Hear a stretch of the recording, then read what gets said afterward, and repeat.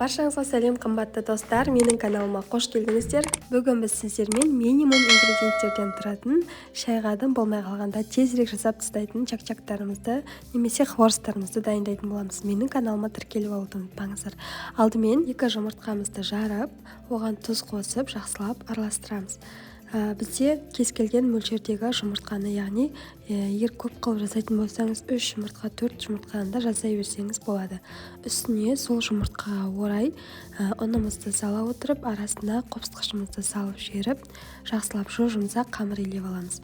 Біздің ұнымыздың мөлшері жұмыртқамыздың мөлшеріне сәйкес өзгеріп отырады. Біздің қамырымыз осындай қолға жабыспайтын қаттылау қамыр болып шығуы тиіс.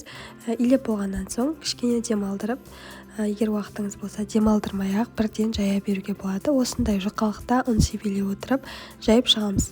Сонан соң өзіміз қалаған кез келген формада кесіп шығамыз. Мен 4 бұрышты етіп кестім.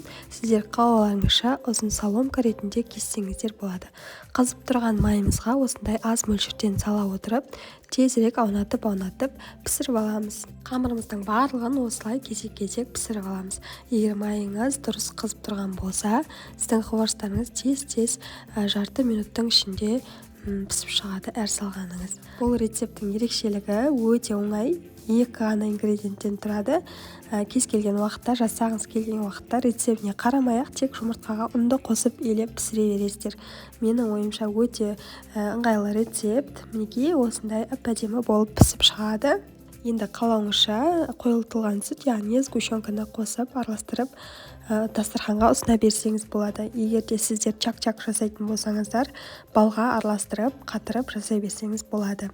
Мінекей осылай үстіне шоколадты үгітіп салып ұсындым. Егер видео ұнаса, лайк басып қойуды ұмытпаңыздар. Каналыма тіркеліп алыңыздар. Баршаңызға ас болсын.